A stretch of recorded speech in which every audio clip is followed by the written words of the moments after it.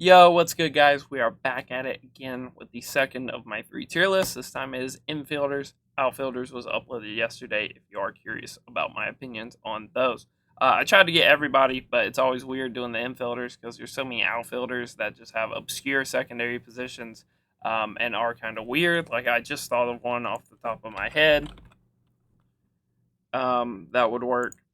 So, yeah. So, there's always weird guys like that. And as you can see, we have a lot of players, so we should get into it. Real quick, I do want to thank you guys for all the support on the recent videos on the channel in general. Do appreciate it. We are trying to get the stream more consistent. If you guys did not know that I do stream, the link is always down below for the Twitch, which has music, but I also stream here on YouTube as well. So I'm just speeding through a lot of these cards. If you want quick explanations, Adley, probably the best catcher in the game still. So that's without a doubt. I'm going to try to save S tier for the best at their position, 1 to 2 cards. A tier is above average, B is average, C is slightly below average. So this card, good power, low contacts, will work up until Hall of Fame, late Hall of Fame, somewhere in there, and is a free budget option. Austin Riley, just not the best third baseman in the game. Barry Larkin, pretty average at this point. Does a lot of things well, nothing exceedingly great. If you put him on a shortstop team, I think he is a little better. Same for Bo Bichette. Bo plays worse defense, probably will swing a better bat for most people than what Barry Larkin does, but still not really in that next tier. Brandon Crawford, the new Affinity Crawford, is a very good card. If you give him a shortstop boost, you could argue he goes to S tier. But without it, I think he's just A tier, and I think his best spot's by far second base with his speed. Buck O'Neil, power's too low, right? In the outfield, I think he's a good option. In the infield, I would stay away from him. Just not the best power numbers. He's going to line out a lot, especially if you don't play at max elevation stadiums. Just not really what you want from a first baseman. If I was going to go for a max contact first baseman, I would go Cody Bellinger. Has 125s across the board, has more power, a better swing, and some quirks. And this card plays absolutely insane for me. He's also very tall at first base, snags a lot of liners, which is underrated. Seager, I've compared these two cards forever, and they are two very similar cards, right? You put them on a shortstop team, bang, S tier. Without it, they're just another second baseman that rakes and can't play great defense, and that's just kind of where they go.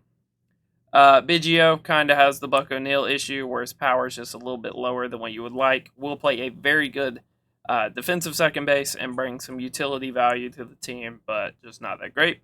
Jeter, the exact same as this Larkin card for the most part. Has higher contacts, but if you put Larkin on a shortstop team, then, really no reason to be doing Jeter at this point unless you are a Yankees fan. Ed Matthews, just a good little budget card. Use him at BR run. The swing is still great. Has a lot of good quirks. And he rakes.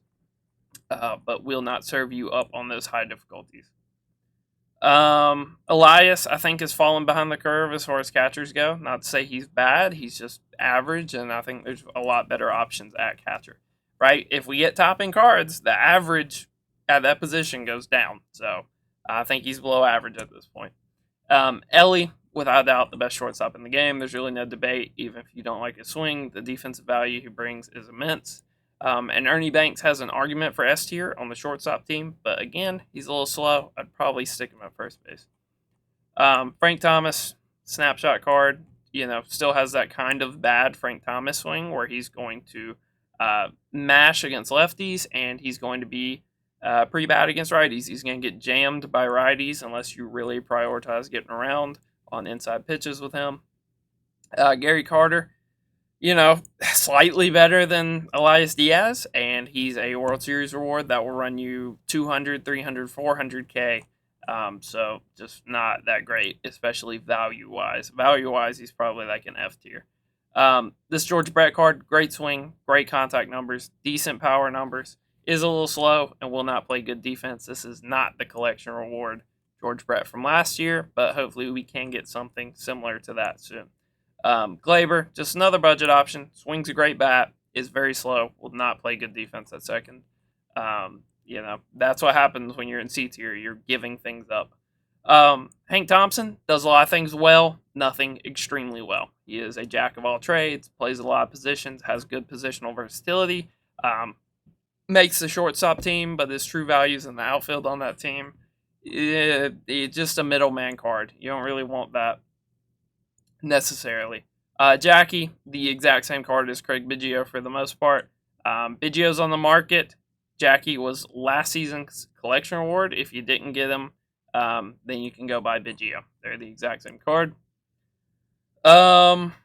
Javi has an argument at second base. He is similar to these guys, probably has a worse swing than both of them, and is very overpriced. But if you did go 12-0 in that event and lock him in, or if you got him out your rewind pack, then that is fine. So Jimmy Fox is an interesting spot. You can definitely say that he is probably the best first baseman in the game, and he has an argument for being the best catcher in the game. Adley is a switch hitter and plays better defense. Jimmy Fox is probably going to hit better for most people. Joey Votto, not all 99s are created equally. He is very suboptimal to be nice at first base. Has decent contact numbers, has absolutely no power against lefties. He is going to struggle there. But I do realize a lot of people usually like his swing. Jonah Heim, probably the most overpriced card in the game. The 125 clutch is his only redeeming factor, that and him being a switch hitter. But just a below average catcher at this point, and probably the worst pick other than Blake Snell out of that event rewind pack. Jonathan Schoop, you might be surprised I'm putting this card here, but look at the stats: 117, 107, 112, 109. Very Simeon-esque with his hitting stats, but the defense isn't going to be there. You're giving up some defense there, but for how easy that card is to obtain, if you are balling on a budget, he is a good option. Same for John Singleton. Very similar to this Joey Votto card. Slightly worse contact, better power numbers, arguably a better swing, and he is a free card that you can get by knocking out your tops now moments. So that's a good shout there. Jose is who's benching Austin Riley. I think he's the best third baseman in the game, especially if you put him on the shortstop or the durability team. It's night and day between him and Austin Riley. I mean, why not have a switch hitter with every quirk in the game that is small and has a very controllable strike zone? He is very good there. Josh Donaldson, just another one of these moonshot cards that is like decent, but you'd prefer not to have to use them. But if you are on a budget, they are decent options there. Real Muto, very similar to these catchers. He is probably better than all of them. We'll see. Maybe I'll bump him up. But as far as the BR reward goes, very underwhelming. And I think I'm going to keep him in C tier because of another guy on the list. This Justin Turner card is one of the few snapshot cards I will actually somewhat recommend and put in B tier, where I think he's average or usable. If you give him the shortstop team or the Team Infinity team, he is above average and he is very good. Lacks some power for sure. Has great contact numbers, a great swing, and plays a good defensive third baseman. He's pretty decent there. I think Cattell is probably still S tier. Maybe you can make the argument he's moving more towards A tier. Put him on a shortstop team. He's a max contact guy with better speed now. I think there's only one other pure second baseman I would consider close to him. This Schwarber card. True value is as a catcher. Does not make the durability team anymore, which is the main reason most people use the other one. But if you are addicted to Kyle Schwarber, if you do really like his swing, that card is there. You're just going to have to finish the moonshot program. Manny Machado. I need to look at his stats. I'm not too caught up on his stats. Yeah, wow. Pretty underwhelming. Does make the shortstop team, right? So he does have that redeeming factor with the shortstop team. I think he's probably mid to high A. Without it, top of B tier. Very average card. I do like his swing, and I'm sure he has a lot of good quirks. But he's not messing with Marcelo here. Marcelo is probably the only guy giving Ellie a run for his money. Brand new BR card. Looks absolutely insane, especially if you put him on the Rollins team. He is absolutely crazy. Simeon, very similar to Baez, Seager, all these other second basemen. Second baseman is a very strong spot in the game right now, and I do like him there. This Matt Chapman, decent little budget card, comes from the XP path. Everybody will get him eventually if you finish the XP path, and I think he's a fine option, just not great. Matt Olson, much better power numbers than Singleton and Votto, Just going to struggle more against lefties. He is going to struggle on Hall of Fame against lefties, but other than that, he is good, and he does make durability team.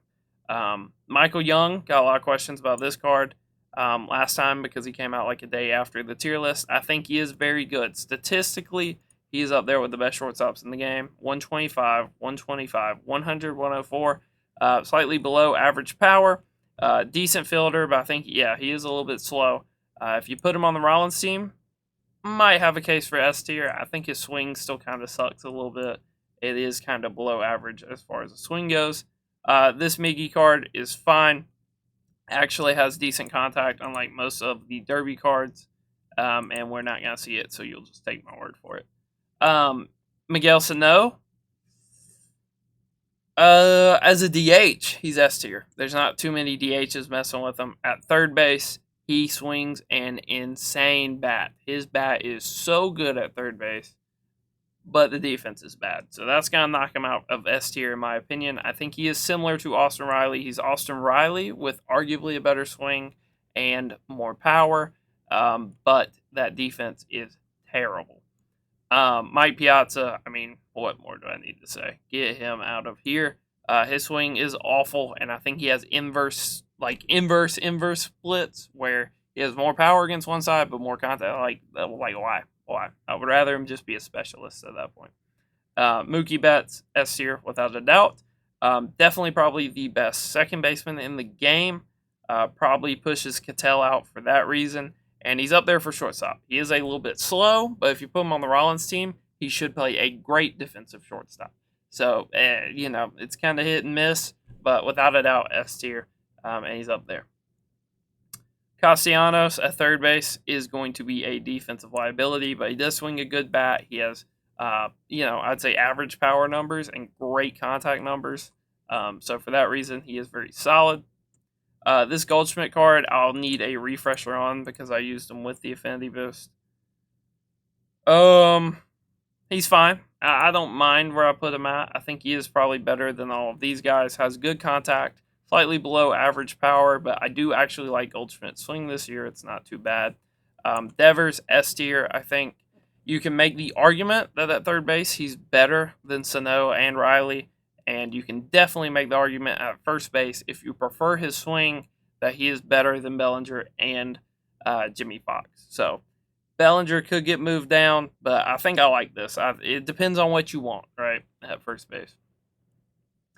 This Ryan Braun card is eligible for third base, although I would not touch him with a 10-foot pole. Ryan Howard is going to go with these other first basemen where they're just kind of deficient in one area. For him, it's contact against left, and the fact that his swing is putrid. Good luck ever hitting lefty-lefty with him, especially off like somebody like Zach Britton, or God forbid we get a new Aroldis card sometime soon, or a new Loop. Him against Aaron Loop is basically impossible. You're guest pitching, and it is not fun.